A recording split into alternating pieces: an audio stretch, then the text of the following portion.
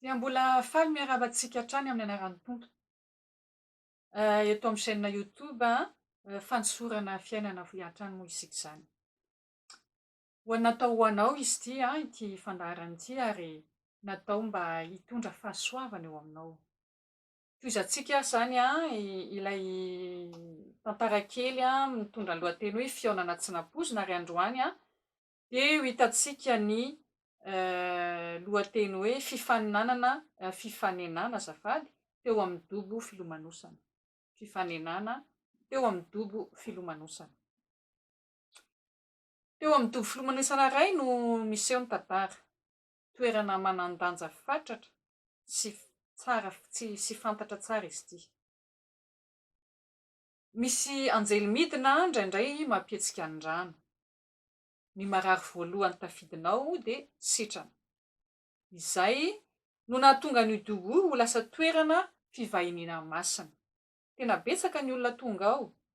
Ny fanerasera-tao ny jamba, ny mandringy, ny maty ila sy marary isan-karazany. Ny tsy maintsy ataon'ny marary dia miomana sy kinga avy hatrany satria izay tonga aloha ihany no sitrana. Misy lehilahy anankiray maty ila nandritra ny 80 taona. Tena fiainana manontolo izany. Raha ny fahintana ny mahazo azy dia tsy ho vitany ny ho tonga aloha eo amin'ny dobo. Nahita olona marobe sitrana izy fa izy eo ihany. Nisy lehilahy iray tsy fantany nanatona azy. Teny tsotra no napetrany taminy. Dia ho sitrana va ianao? Mivaly teny andrasana dia hoe eny na tsy, saingy diso ny navalin'ilay maty ila. Tsy ny fahasitrana no nahamaika azy fa ny hoe ahoana no atao mba ho tonga voalohany ao anaty rano. Etsy andaniny, raha tsy tonga voalohany izy dia mety hilentika. Iza no hanampy azy? Afaganam-pandeha, fampiseho kery ny bata sy hanipy azy ao amin'ny rano. Toa tsy ho mora izany.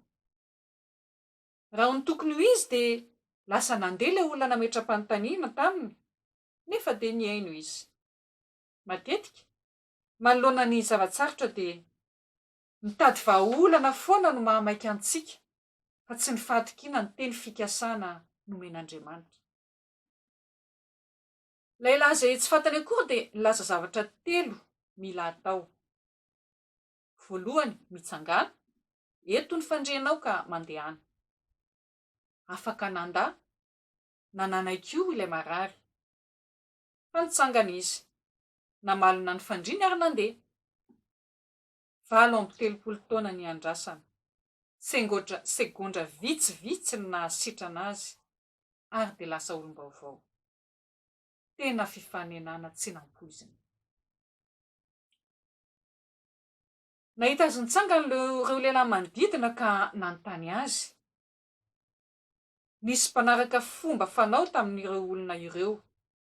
Eo amin'ny fivavahantsika tsy misy asa azo atao ny asabotsy. Apetrao ny fandrianao, izay no nasaina nataony. Mety io fandriana io no any fananany. Teo aloha dia ny fandriana no nitondra azy. Androany kosa dia nentiny ho vavolombelon'ny fahasitrana ny fandriana io. Totra ny nalahelo ny olona nahita azy sitrana.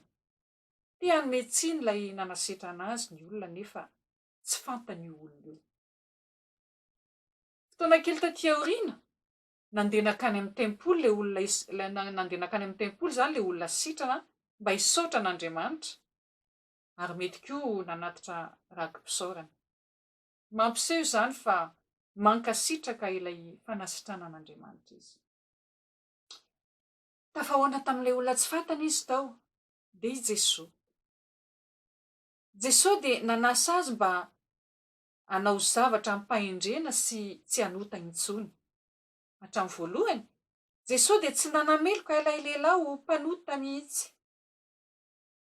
Ny fitiavan'Andriamanitra dia ny nitiavany antsika voalohany. Tiany ny fahasalamantsika ara-batana sy ny fahasalamantsika ara-panahy. vonona koa izy amela ny fahadisoana rehetra. Fantatrao ve Jesosy dia Andriamanitra tonga nofo. Na nasitrana izy, nitahy, nanafaka, nity sy namela eloka nandritra ny nandalovany teto an-tany. Nijaly teo amin'ny hazo fijaliana.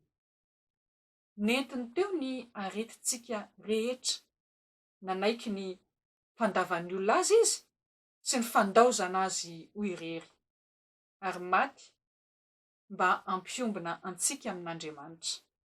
Isika izay nanao ny fiainantsika tsy nila azy.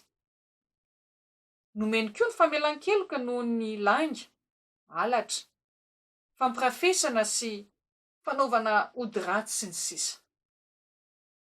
Manana ny fahefana hanome antsika ny fiainana mandrakizay izy. Antsoy fotsiny izy, ento eo aminy ny fangatahanao. Manana fifandraisana aminy, mitenena aminy toy ny amin'ny namanao akaiky. Te hanangana anao toy ny ray na reny mikarakara anao izy. Ny finoana dia azo avy amin'ny tenin'Andriamanitra. Raha manana filazantsara ianao, vakio ary dinio sy eritrereto tsara. Farany, inona no raisinao amin'izao toe-javatra izao? Tao amin'ny Jaona 5:1 ka hatramin'ny 5:10 no nangalana izao afatra izao.